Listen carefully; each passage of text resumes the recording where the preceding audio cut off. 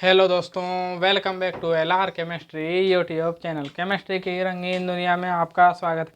Chemistry के इस channel में मिलेंगे आपको केमिस्ट्री के धमाकेदार क्वेश्चन आंसर्स, उनको सॉल्व करने के लिए अमेजिंग से फैक्ट्स और साथ साथ कुछ विजुअलाइजेशन के साथ अमेजिंग से फैक्ट्स। तो दोस्तों, यदि आपको इन सभी चीज़ों की रिक्वायरमेंट है तो प्लीज़ मेरे चैनल को सब्सक्राइब कर लीजिए और बेल आइकन को ऑन कर लीजिए ताकि मेरे आने वाले सभी वीडियोस की नोटिफिकेशन आप तक पहुंचती रहे। और साथ ही साथ दोस्तों, अपने दोस्तों तक इस वीडियो को शेयर कीजिए ताकि आज LR का फुल फॉर्म और उसके जो अर्थ होता है उसके बारे में और उसकी परिभाषा, उसका जो न्यूमेरिकल है, इसके बारे में आज जानकारी देने वाला हूँ। तो इस जानकारी को आप अपने दोस्तों तक शेयर कीजिए ताकि इसी के साथ मेरा मोटिव बना रहे। और इस वीडियो को लाइक कर दीजिए, कम से कम इतनी ही फीस सबमिट कर लीजिए। तो दोस्तों आइए इस वीडियो को स्टार्ट करते हैं। जैसे कि आप जानते हैं कि हमने चैप्टर नंबर 1 स्टार्ट किया हुआ है, some basic concept of chemistry. दोस्तों आज थोड़ी खटपट की आवाज़ की वजह से आपको दिक्कत हो सकती है, तो दोस्तों माफ़ कर दीजिए। लास्ट दिन है, इसके बाद आपको ये आवाज़ नहीं सुनाई देगी। तो आइए दोस्तों, तो जैसे कि आप जानते हैं कि हमने स्टार्ट किया हुआ है some basic concepts of chemistry, कुछ रसायन शास्त्र के कुछ मूलभूत अवधारणाएं। तो दोस्तों इसमें आज लास्ट पार्ट है इस वीडियो का। और साथ ही साथ बता दिया जाए कि आपके लिए नया बोर्ड आने वाला है, अगला वीडियो नए बोर्ड पर बनेगा।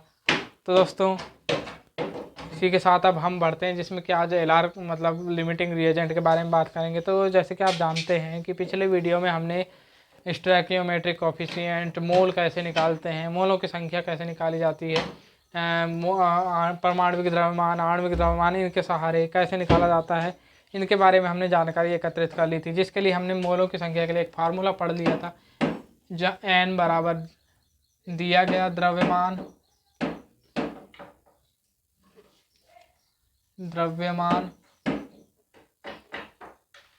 के बटे में मोलर द्रव्यमान, चाहे वो आपका अणु का मोलर द्रव्यमान हो, चाहे परमाणु का मोलर द्रव्यमान हो, जिसे भी आप माने, लेकिन मोलर द्रव्यमान लिया जाता है।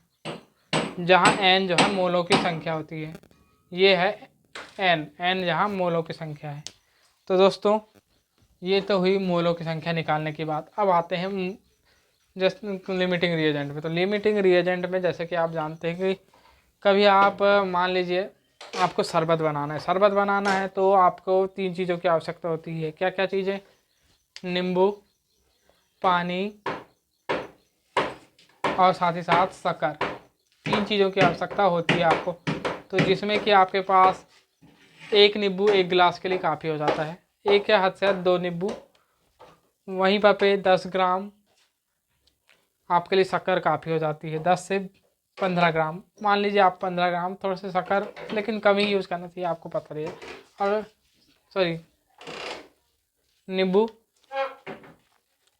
चाहिए होता है आपको 2 नींबू, और पानी मान लीजिए आपको चाहिए है 1 गिलास। तो अब आप यहाँ पर देख रहे हैं कि आप ये चीज़ ले लीजिए, या फिर आप जो चाय बना रहे हैं तो चाय में दूध और शक्कर की ज़रूरत होती है। तो यहाँ पर उदाहरण लिया जाए तो यहाँ पर मान लीजिए पानी आपके पास 1 बाल्टी पड़ा हुआ है, लेकिन लग रहा है 1 गिलास। वैसे ही शक्कर आधा किलो पड़ी हुई है, लेकिन नींबू तो आपके पास 1 है, तो आप मात्र आधा गिलास ही बना पाएंगे। तो कुल मिलाकर के कोई भी चीज़ आप तभी बना पाएंगे जबकि आपको जो अमाउंट है सभी चीज़ों का सफिशिएंट अमाउंट है। यदि अगर कोई चीज़ अमाउंट कम है तो आप उसका कम ही मात्रा में उसका उत्पादन कर पाएंगे। तो ये सभी चीज़ें जो सबसे कम मात्रा में उपस्थित होता है उसी के आधार पर कितनी मात्रा में आप सामने उत्पाद प्राप्त कर पाएंगे, यह चीज़ आपके सबसे कम मात्रा में उपस्थित आपके अभिकर्मक पर ही रिलेट कर पाते हैं। तो उसी प्रकार आप देख पाएंगे। या फिर जैसे आप चाय बना रहे हैं तो आपको दूध चाहिए होता है, मान लीजिए दूध और जबकि शक्कर, 2 चीज़ें चाहिए होंगी। जिसमें आपके पास शक्कर तो आपके पास ½ kg है, लेकिन दूध जो है 1 कप है। और आप जो है एक कप चाय बनाने के लिए 10 ग्राम ही शक्कर की आवश्यकता है। आप इस हिसाब से शक्कर के हिसाब से तो आप 50 के कप बना सकते हैं, लेकिन दूध तो 1 ही कप है। दूध कम होने की वजह से आप चाय भी कम ही बना पाएंगे। ये है कॉन्सेप्ट कुल मिलाकर के आपके लिमिटिंग रिएजेंट का, कि कम मात्रा में कोई उत्पाद अभिकर्मक होने के कारण उत्पाद के आवश्यकता के अनुसार आप उत्पाद नहीं बना पाते। वही बात आती है लिमिटिंग रिएजेंट में। तो कुल मिलाकर खैर लिमिटिंग रिएजेंट की आप परिभाषा बनाना चाहें तो आपको बताया हुआ भी था, लेकिन फिर से दोबारा से सुन लें कि वह अभिकर्मक जिसके कारण रासायनिक अभिक्रिया प्रभावित होती है और उत्पाद कम मात्रा में प्राप्त होता है, लिमिटिंग रिएजेंट कहलाता है। जैसे कि आप रासायनिक अभिक्रिया में, जैसे कि आप एक अभिक्रिया जैसे ये पढ़ लें, ये है आपकी अभिक्रिया जिंक प्लस 2HCl। तो यहाँ से जिंक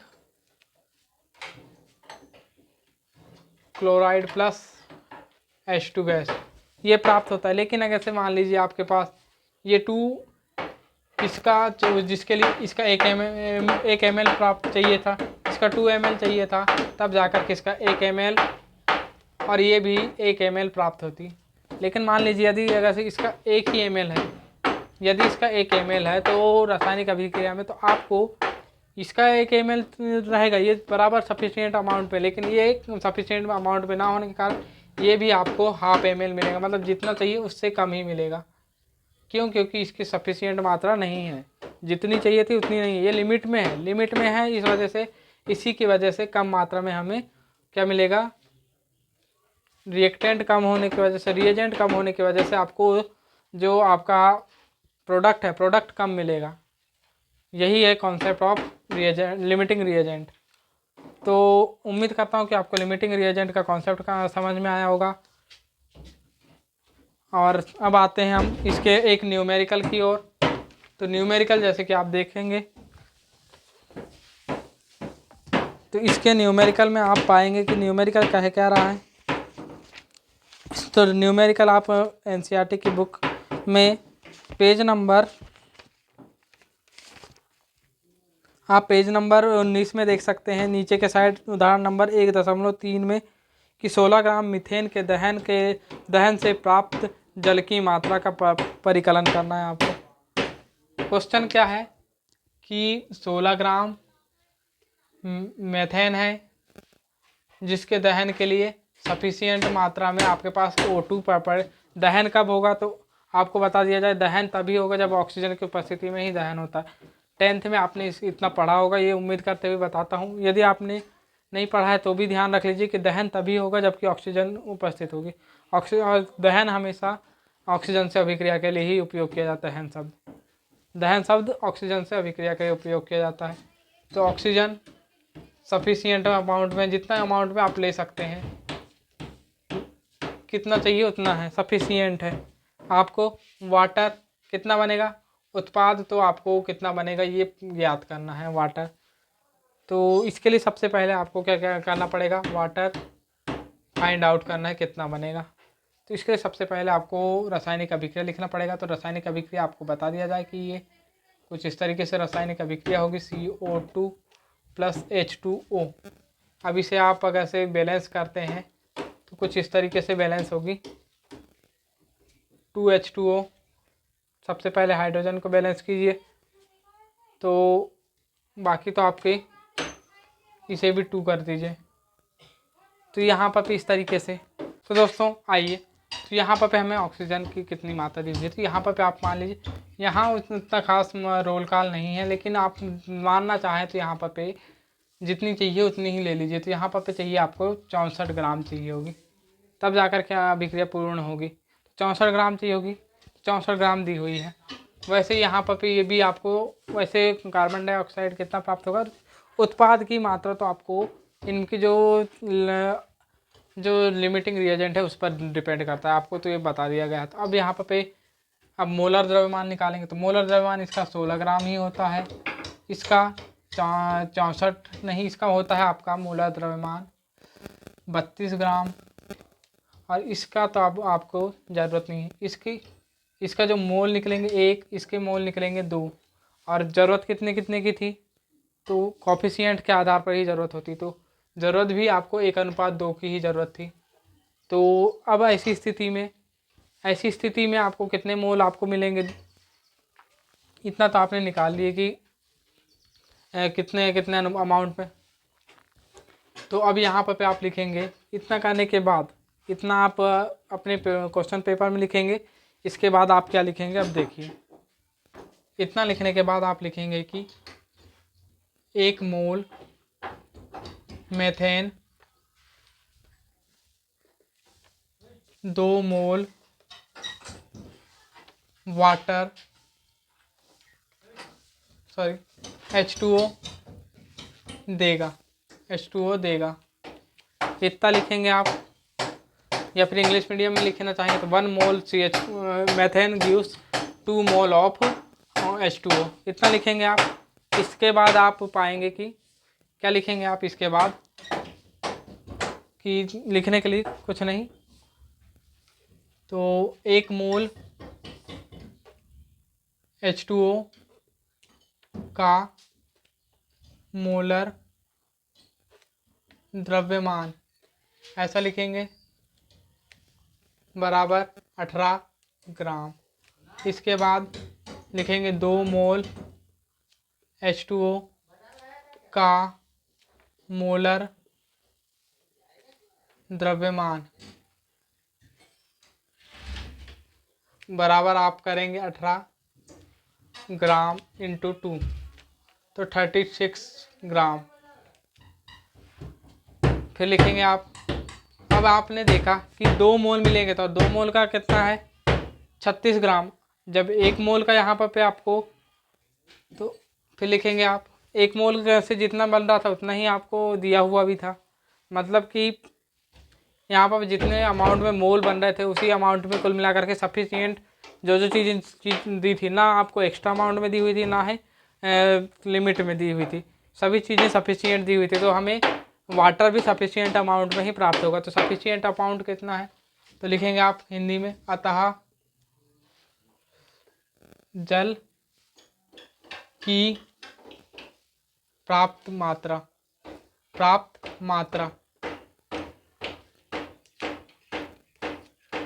आपको मिल जाएगी 36 ग्राम।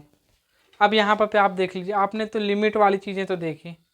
मान लीजिए यहाँ पर दोनों के ही दो, इसके 2 और इसके मान लीजिए 32 ग्राम दिया होता, और ये दिया होता आपको कितना 128 ग्राम, तो आपको इसके 2 मोल प्राप्त होते और इसके 4 मोल प्राप्त होते। ऐसी स्थिति में इसके भी आपको वाटर भी 4 मोल प्राप्त होता, तो आपको कुल मिलाकर के फिर आपको यहाँ पर 4 मोल की प्राप्त संख्या ज्ञात करना रहता, इसमें 4 का गुणा करते और आपको डायरेक्ट 72 मिलता, और यहाँ पर प्राप्त संख्या भी 72 हो जाती। एक चीज़ ये, मान लीजिए आपको कार्बन डाइऑक्साइड की मात्रा पूछता, मान लीजिए, तो कार्बन डाइऑक्साइड का मोलर द्रव्यमान लिखते हैं यहाँ पर पे। सबसे पहले इसका 1 मोल मिलेगा बोलते आप, फिर इसके 1 मोल का मोलर द्रव्यमान निकालते, और आपको फिर 1 मोल ही चाहिए था, तो इसलिए आप डायरेक्ट यही बात लिख देते। वैसे यहाँ पर दूसरे इसमें सिस्टम में कि इसका दूसरे जो हमने बदले क्वेश्चन, तो क्वेश्चन बदलते तो इसका भी 2 मोल प्राप्त होता, 2 मोल प्राप्त होता। तो वैसे यहाँ पर भी 2 मोल को पहले तो इसका मोलर द्रव्यमान लिखते, फिर उसके बाद 2 मोल का कितना द्रव्यमान होता है उतना लिखते हैं, और उसके बाद प्राप्त कार्बन डाइऑक्साइड की मात्रा लिख देते हैं। तो दोस्तों उम्मीद करता हूँ कि अब आप किस तरीके से क्या क्या होता है लिमिटिंग रिएजेंट, कैसे क्या होता है ये समझ गए होंगे, और साथ ही साथ आपको बता दिया जाए कि ये आपके लिए थोड़ा सा चेंजमेंट करके JEE नीट में भी काफ़ी अच्छे तरीके का क्वेश्चन बनता है। ये मेरे जहाँ तक ध्यान आ रहे थे 2019 JEE में या फिर नीट में, दोनों में से किसी एक में आया था। 2019 में क्वेश्चन था, और उसमें उसने सिल्वर AgCl की अभिक्रिया कुछ नहीं NaNO3 से करवाने के लिए बोला था, NaNO3 से, और उसके बाद थोड़ी सी कुछ अमाउंट में थोड़ा सा चेंजमेंट किया था, और वहाँ पर अमाउंट में जो मोलर द्रव्यमान प्राप्त, जो मोलों की संख्या जो है वो दशमलव में प्राप्त हो रही थी, इस वजह से थोड़ा सा टफ पड़ता था, इस वजह से आपको JEE में दिया था। तो कुल मिलाकर के किस दशमलव में भी आपसे, ऐसा नहीं कि आपको पूर्ण संख्या में, मान लीजिए यहाँ पर आपको 2 दशमलव लिमिटिंग रिएजेंट मान लीजिए आपका ये हो जाता, और यहाँ पर भी इसकी 128 ग्राम ना दे करके इसका मान लीजिए आपको 96 ग्राम दे देता, 96 ग्राम दे देता, तो आपको यहाँ पे प्राप्त कितना हो जाता, 3 हो जाता यहाँ पर, तो 3 मोल हो जाता। 96 ना दे करके मान लीजिए आपको 25 64 और यहाँ पर 80 दे देता मान लीजिए, तो यहाँ पर आपको 2.5 मोल प्राप्त हो जाते इसके। उस हिसाब से इसे भी एडजस्ट करना पड़ता आपको, तो 1.25 ऐसा, मतलब कुल मिला करके। अब यहाँ पर थोड़ा सा और चेंज इसी में करके आपको बता दिया जाए कि मान लीजिए इसका 80 ग्राम दिया था मान लीजिए। अब आइए, अब हम इसी क्वेश्चन को थोड़ा सा चेंज करके आपको एक बार और बता देते हैं, जिससे कि आपके लिमिटिंग रिएजेंट का जो कॉन्सेप्ट है वो और बूस्ट हो जाए। तो कैसा, तो मान लीजिए कि आपको 16 ग्राम दी हुई है क्या, मीथेन, और साथ ही साथ दी हुई है आपको 80 ग्राम दी हुई है ऑक्सीजन, 80 ग्राम ऑक्सीजन दी हुई है। 16 ग्राम नहीं, ये जी इसको मान लीजिए आपको 16 ग्राम ना मान करके इसे मान लीजिए 300, इसे मान लीजिए 64 ग्राम दी हुई है, 64 ग्राम दी हुई है। और आपको यहाँ पर कार्बन डाइऑक्साइड की मात्रा पूछ रहा है मान लीजिए, कार्बन डाइऑक्साइड की मात्रा पूछ रहा है मान लीजिए। तो इस तरीके से क्वेश्चन है जिसमें इसका 64 ग्राम। अब यहाँ पर मोलर जो इनका वो निकालना है, मोलर द्रव्यमान। तो मोलर द्रव्यमान ये है इनका। अब इनकी मोलों की संख्या निकालेंगे तो इसकी 4 निकलेगी, जबकि इसकी 2.5 निकलेगी। तो अब इनके मोलों की संख्या कितनी कितनी प्राप्त होना चाहिए। लिमिटिंग रिएजेंट यहाँ पर क्या होगा, तो इसकी चाहिए थी कितनी, उसी अमाउंट में चाहिए थी जिस अमाउंट में वो है, लेकिन इसकी हाफ लेना पड़ेगा, क्योंकि ये इसका जितना होगा इसका डबल होगा। ये जितनी इसकी मोलों की संख्या निकलेगी, जितनी इसकी मोलों की संख्या निकलेगी उसकी हाफ के बराबर ही ये यूज़ हो पाएगा। इसके जितनी मोलों की संख्या निकलेगी उसके हाफ के बराबर ही यूज़ होगा ये। तो इसका यूजेबल अमाउंट कितनी हो जाएगी, 2.5। लेकिन इसके 4 मोल पूरे पूरे यूज़ होंगे क्या, जी नहीं, इसके मोलों की संख्या यूज़ होगी सिर्फ 1.25। क्यों इतनी यूज़ होगी और बाकी की क्यों नहीं यूज़ होगी। अभी आपके दिमाग में ये क्वेश्चन आ सकता है, ऐसा क्यों, क्योंकि जो इसकी मात्रा यूज़, इसके 4 अमाउंट यूज़ होते, इसके अगर से 4 यूज़ होंगे तो इसके 8 यूज़ होना पड़ेगा। मतलब इसके जितने यूज़ होंगे, मेथेन के जितने मोल यूज़ होंगे उसके डबल यूज़ होना चाहिए, क्योंकि कॉफिशिएंट जो इसका क्या कहना चाहिए आपका, जिसका कॉफिशिएंट है, तो कॉफिशिएंट बता रहा है कि इसके 1 यूज़ होगा तो इसका 2 यूज़ होगा, इसका 1 यूज़ होगा तो इसका 2 यूज़ होगा, तब जाकर के 1 मोल इसका काय का प्राप्त होगा, कार्बन डाइऑक्साइड का, और 2 मोल प्राप्त होंगे आपके जल के। इसका मेथेन का 1 मोल और जिसका 2 मोल, मतलब इसका डबल, मेथेन का डबल यूज़ होगा। यदि आपके मेथेन के 4 मोल यूज़ होंगे तो इसके 8 मोल यूज़ होंगे, लेकिन यहाँ तो 8 मोल तो है नहीं, यहाँ पर तो 2.5 मोल ही है, 2.5 मोल ही है। तो इस स्थिति में आपका लिमिटिंग रिएजेंट क्या बन गया, आपका ऑक्सीजन बन चुका है। ऑक्सीजन लिमिटिंग रिएजेंट बन गए। तो अब इस स्थिति में अब क्या होगा कि इसका 4 मोल ना यूज़ होकर के इसका सिर्फ 1.5, इसके आधे के बराबर ही यूज़ होगा। इसका जितना यूज़ होगा, ऑक्सीजन का जितना यूज़ होगा, उसका मेथेन का उसका हाफ ही यूज़ होगा। तो यहाँ पे 1.25 यूज़ होगा। तो तब जा कर के हमें क्या, इसकी कार्बन डाइऑक्साइड के मोलों की संख्या कितनी प्राप्त होगी, 1.25 प्राप्त होगी। और इसकी निकालना चाहते तो आपको 2.5 प्राप्त होती, लेकिन हमें तो इसी के मोलों की संख्या चाहिए थी। तब यहाँ पे अब यहाँ 1 मोल कार्बन डाइऑक्साइड के मोलर द्रव्यमान, ये अब इसे प्राप्त करेंगे आप। तो इसे कैसे प्राप्त करेंगे, इसका आंसर आपको बता दिया जाए कि इसे प्राप्त करने के लिए आपको तो पता ही होना चाहिए कि इसका मोलर द्रव्यमान 44 ग्राम होगा। तब अब इस स्थिति में 1.25 मोल इसका कितना होगा, तो 44 में आपको 1.25 का गुणा करना पड़ेगा। जब इसका गुणा करेंगे आप, 44 पंचे 220 की 0 बच गया 22, 44 दूनी 88, 88 में आप 22 जोड़ेंगे तो 110, बच गया 11, 44 एकम 44 और 11 55, तो ये 55 प्राप्त होगा। 55 तो 55 ग्राम आपको क्या प्राप्त हो जाएगा, कार्बन डाइऑक्साइड 1.25 मोल में। अतः कार्बन डाइऑक्साइड की प्राप्त मात्रा कितनी हो जाएगी आपकी, 55 ग्राम। तो दोस्तों अब यहाँ से मैं नहीं मान सकता कि आपको लिमिटिंग रिएजेंट की कहीं से कहीं तक प्रॉब्लम आएगी। कोफिशिएंट के आधार पे ही आप लिमिटिंग रिएजेंट का पहले पता कर सकते हैं। पहली चीज़ आपको मोलर द्रव्यमान किस किस के कितने कितने मोल हैं ये फाइंड आउट करना पड़ता है आपको। सबसे पहले किस किस के कितने कितने मोल आपके पास उपलब्ध हैं। उपलब्ध होने के बाद किस किस के कितने कितने कोफिशिएंट यूज़ हो रहे हैं, उस आधार पे आप मोलों की संख्या और उसके जो कोफिशिएंट है उनकी तुलना कीजिए। उस आधार पे आपको लिमिटिंग रिएजेंट प्राप्त होगा। लिमिटिंग रिएजेंट प्राप्त होने के बाद आपको फिर इस तरीके से जिस उत्पाद के बारे में पूछ रहा है उस उत्पाद की मात्रा आप प्राप्त कर सकते हैं। तो जैसे कि आप इसमें देख रहे थे कि यहाँ पर मोलों की संख्या 64 ग्राम के हिसाब से इसकी 4 प्राप्त हो रही थी, लेकिन इसके 80 ग्राम के हिसाब से 2.5 प्राप्त हो रही थी। और इसके 4 का यूज़ करते तो हमें 8 मोलों की आवश्यकता होती काय के ऑक्सीजन की, लेकिन यहाँ 2.5 की जो 2.5 प्राप्त हैं अपने पास हैं। तो यहाँ पर पे इसके जो 1.25 ही यूज़ हो पाएगा। और अगर मान लो किसी ने पूछ लिया कि कितना पाउंड बचा है तो 2.75 इसका मोल में प्राप्त बचा हुआ है। और अगर इसका मात्रा प्राप्त कितनी बची हुई है ये पूछ ले तो 64 में आप 2.75 का गुणा कर देंगे तो 64 में नहीं, सॉरी 64 नहीं, आप 16 में गुणा करेंगे तो 16, क्योंकि मोलर द्रव्यमान में गुणा किया जाता है। मोलर द्रव्यमान में गुणा करेंगे तो 16 पंचे 80 बच गया 8, 16 सत्ते 112, 16 सत्ते 112 और 8 जीरो तो 12, 16 दूनी 32 और 8 सॉरी 16 दूनी 32 और 44, तो 44 ग्राम आपका मीथेन जिसका 10 बच जाएगा। ये भी एक अच्छी चीज़ है। तो दोस्तों अब तो आपके जो कितना अमाउंट बचेगा, क्या है, कितना अमाउंट प्राप्त होगा, ये सभी चीज़ें आपकी क्लियर हो गई होंगी। तो दोस्तों इसी के साथ आपका इस वीडियो में धन्यवाद। आपका ये इसी के साथ चैप्टर नंबर 1 समाप्त होता है। अब चैप्टर नंबर 5 हम अपने नए बोर्ड में करेंगे। तो दोस्तों आइए, इसी के साथ आपका इस वीडियो को देखने के लिए धन्यवाद।